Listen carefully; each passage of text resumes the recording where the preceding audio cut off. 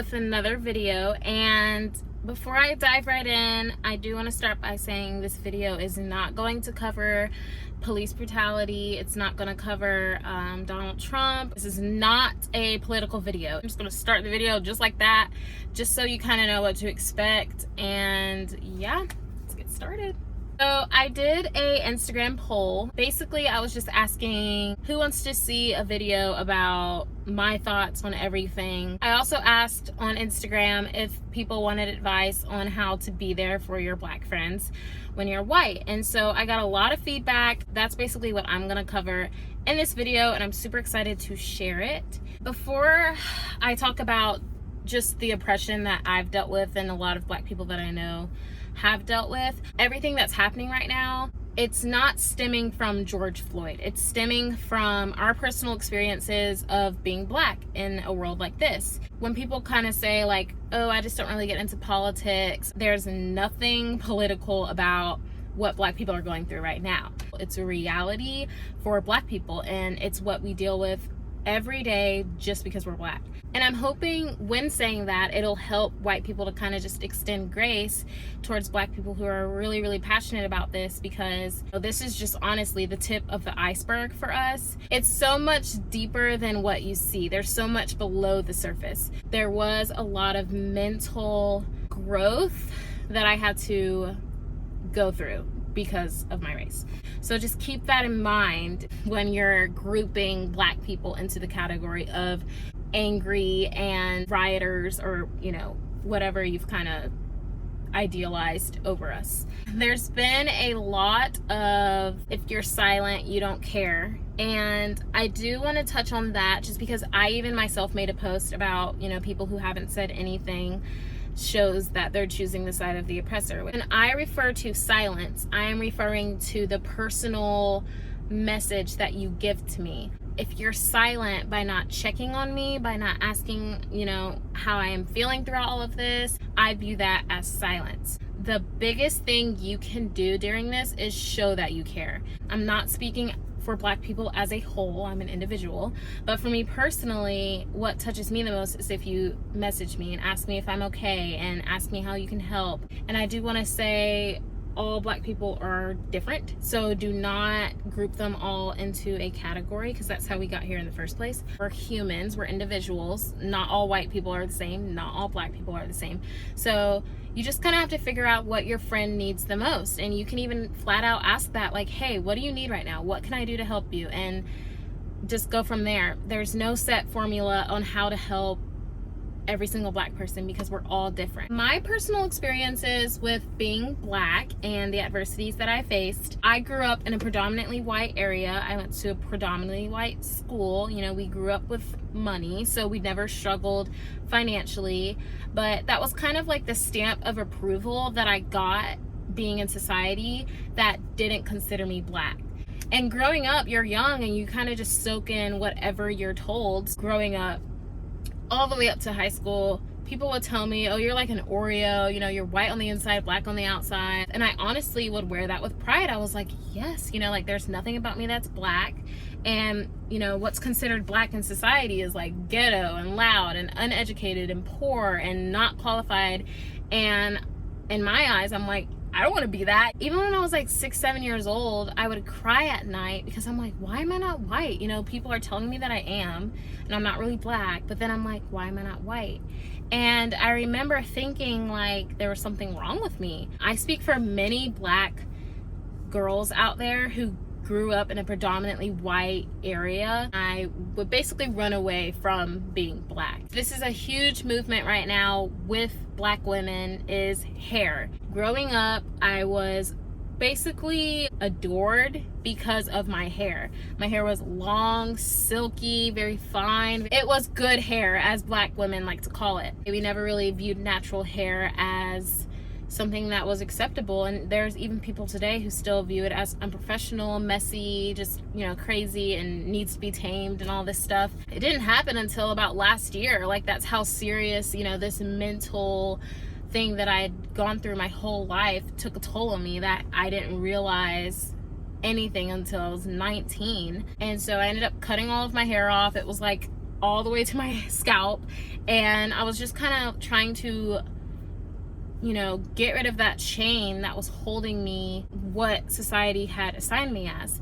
Even this past year, it has been so hard just getting to know who I am as a Black woman, because I put that on hold for so long. I'm still learning to this day. It's just to accept myself. And I do want to say, like, you cannot expect society to accept who you are if you can't even accept yourself. And another thing, growing up, you know, on TV, most of the couples were white couples. Most of the people in commercials were white. And so when you grow up just seeing constantly over and over, you know, a white person being the star, it almost kind of makes you feel like you're not supposed to be here. It almost kind of makes you feel like, okay, you're acceptable, but not on TV, not on media. And there was a moment in time where Black models were starting to become a thing and starting to be showcased on TV, but it was almost purely for aesthetics and almost because they had to. But I would never see people on TV that looked like me. It was almost like they were the only definition of beautiful. And society still kind of glorifies that. You know, even if there is a Black model, it's usually a mixed model that still has white characteristics, like a small nose, hair that you can run your fingers through, that kind of stuff. So seeing models that personally look like me was a rare occasion growing up. And I feel like dealing with that growing up, it's almost like this is the norm, and I'll never be that. Therefore, I'll never be beautiful, I'll never be qualified, and I'll never be anything. The thing that a lot of white people forget is racism is not always intentional. If society says that the definition of beauty is a blonde, blue-eyed, you know, girl, then you're not gonna see a kinky-haired Black girl on the screen. When buying stuff for Black people, it's usually labeled ethnic or African American. When you go to the store to buy these ethnic products, they're locked. So you have to get an employee to open the lock for you so you can buy shampoo for your Black hair. And then across the aisle, of course, is the, you know, white girl shampoo, and it's completely free and open for anybody to get. I think they've started to get rid of it because it obviously brought up a major controversy, but that's kind of like that whole societal label of Black people are, you know, more likely to take stuff and more likely to be dishonest. I have people who send me statistics on why Black people are more threatening and all of this stuff, but it's just kind of sad that, you know, I'm grouped into that. You know, I know plenty of Black people. I'm sure everybody knows plenty of Black people who wouldn't do anything, yet we're grouped in a statistic and we're viewed through society's lens as threatening, and just, it's unfortunate.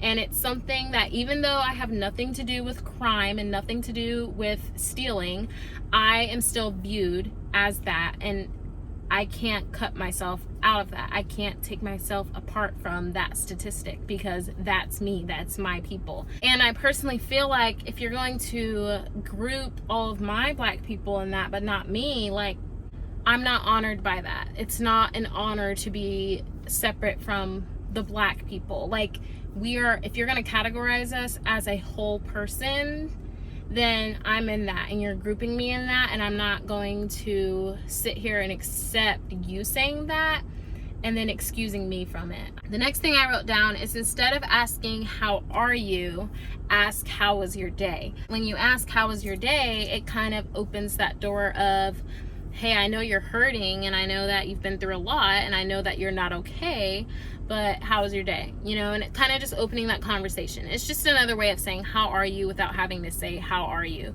But at the end of the day, if it's hurting somebody that you know, why do you not want to reach out to them? You know, I think you should kind of have that self-evaluation of, why do I not feel the need to reach out to that Black person in my life? Just loved people, Black or white or mixed, or, you know, whatever it is. Like, we are individual humans, just like white people are. We are people. We're separate. You know, white people might think the same way too, but I'm not grouping white people into that category of this, and this. And it's kind of hard to separate Black people from that, and I don't know why. But Black people are all different. Black men are all different. Black women are all different. You know, we may have the same things that we grew up doing, and most Black people might grow up loving fried chicken, but it's just so, like, still individual people. And I feel like that's something society kind of forgets. So view us as individuals. I'm sorry if this video was excruciatingly long, but I hope it kind of helped you and kind of helped you understand, you know, why this is so much more personal. The genocide that is happening right now is not a physical genocide of Black people. It is a mental genocide of Black characteristics, of Black existence, brainwashing Black people into thinking they're not good enough, constantly telling us that we will never amount to white people just because of a skin that we were born out of the womb with. But I encourage you to just speak out against that. Even if you don't agree with what happened with George Floyd and Breonna Taylor and Ahmaud Arbery, Black people are still being oppressed because of their skin. If you have the power to speak for us because your voice is heard and ours isn't, it is huge and it is amazing and it is a huge help. You may think that you are not doing anything, but I promise you, if you believe that you hold the power to change the world, you will change the world. To all my Black people who are watching this, I hope that I spoke this in a great way, and I value you. I see you. We're in this together. I feel like the Black community is such a beautiful one because we all just, we're together. Thank you so much for watching. Make sure to share this. If it spoke to you, make sure you just share this with somebody that you think is struggling with how to deal with all of this. And I will see you later.